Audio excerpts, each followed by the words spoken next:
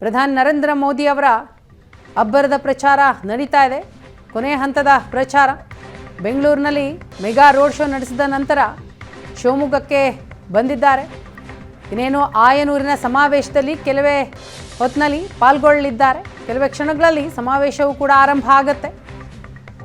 ಶಿವಮೊಗ್ಗದ ಸಮಾವೇಶದ ಬಳಿಕ ತೆರಳುವಂಥದ್ದು ಮೈಸೂರಿನ ನಂಜನಗೂಡಿಗೆ. ಹರ್ತಾಳ್ ಹಾಲಪ್ಪನವರು ಈಗ ನಮ್ಮ ಜೊತೆಗಿದ್ದಾರೆ. ಸರ್, ಸಾಗರ ಕ್ಷೇತ್ರದಲ್ಲಿ ತಾವು 2ನೇ ಬಾರಿಗೆ ಸ್ಪರ್ಧೆ ಮಾಡ್ತಿದ್ದೀರಿ. ಮೊದಲನೇ ಬಾರಿ ಸ್ಪರ್ಧೆ ಮಾಡಿದಾಗ ತಮಗೆ ಕ್ಷೇತ್ರ ಹೊಸನಿತ್ತು. ಈ ಬಾರಿಗೂ ಕಳೆದ ಬಾರಿ ಸ್ಪರ್ಧೆಗೂ ಏನು ವ್ಯತ್ಯಾಸ ಇದೆ? ಈ ಬಾರಿ ಒಳ್ಳೆಯ ವಾತಾವರಣ ಇದೆ. ನನಗೆ 5 ವರ್ಷ ಅವಕಾಶ ಸಿಕ್ಕಿದಾಗ ಆ ಕೊರೋನಾ ಸಂದರ್ಭದಲ್ಲಿ ನಾವು ನಡ್ಕೊಂಡಂಥ ರೀತಿ, ಜನರಿಗೆ ಸ್ಪಂದನೆ, ಅದನ್ನು ಕೂಡ ಆ ಕಷ್ಟ ಬಂದಾಗ ಜನರ ಜೊತೆ ನಿಂತಿದ್ದೆ. ಇನ್ನೊಂದು ಅಭಿವೃದ್ಧಿ, ಹಿಂದೆಂದೂ ಕಾಣದಿರ್ತಕ್ಕಂಥ ಅಭಿವೃದ್ಧಿಯನ್ನು ಮಾಡಿದ್ದೇವೆ.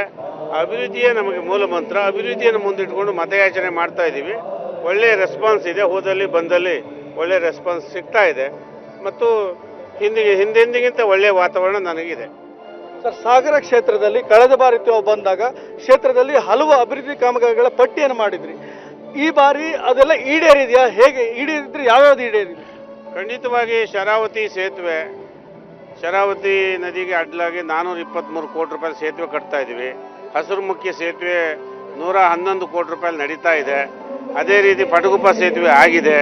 ಎಲ್ಲಕ್ಕಿಂತ ಕುಡಿಯುವ ನೀರಿನ ಯೋಜನೆ ಹೊಸನಗರ ತಾಲೂಕಿನಲ್ಲಿ 1167 ಹಳ್ಳಿಗೆ 422 ಕೋಟಿ ರೂಪಾಯಿಲಿ ಏರ್ಪೋರ್ಟಿಗೆ ಉದ್ಘಾಟನೆ ಬಂದಿನ ನರೇಂದ್ರ ಮೋದಿ ಪ್ರಧಾನಿಗಳಾದ ಮಾನ್ಯ ನರೇಂದ್ರ ಮೋದಿಯವರ ಅಮೃತ ಹಸ್ತದಿಂದ ಗುದ್ಲಿ ಪೂಜೆ ಮಾಡಿಸಿದ್ದೇವೆ.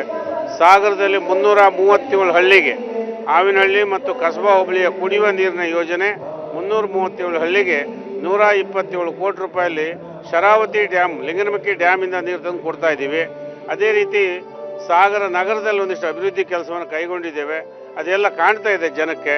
ಹಾಗಾಗಿ ನಮಗೆ ಈ ಬಾರಿ ಅನೇಕ ಬೇಡಿಕೆಗಳನ್ನು ಈಡೇರಿಸಿದ್ದೇವೆ ಮತ್ತು ನಾವು ಏನೇನು ಕೆಲಸ ಮಾಡಿದ್ದೇವೆ ಅಂತೇಳಿ ಪ್ರತಿ ಗ್ರಾಮ ಪಂಚಾಯಿತಿಯಲ್ಲಿ ಪಟ್ಟಿ ಮಾಡಿ ಎಷ್ಟು ಹಣ ಆಗಿದೆ, ಯಾವ ವರ್ಕ್ ಆಗಿದೆ ಅಂಥೇಳಿ ಪ್ರತಿ ಪಂಚಾಯಿತಿ ವಾರು ಆ ಪಂಚಾಯಿತಿಯಲ್ಲಿ ಏನೇನು ಮಾಡಿದ್ದೇವೆ ಅಂತ ಹೇಳಿ ಜನಸಾಮಾನ್ಯರ ಪ್ರತಿ ಮನೆಗೆ ಮುಟ್ಟಿಸ್ತಾ ಇದ್ದೇವೆ.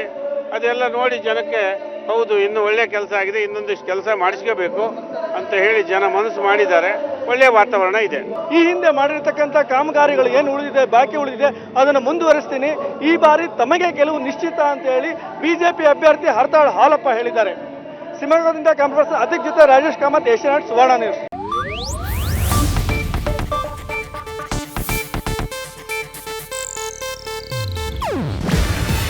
ಇದು ಏಷ್ಯಾನೆಟ್ ನ್ಯೂಸ್ ನೆಟ್ವರ್ಕ್ ಪ್ರಸ್ತುತಿ.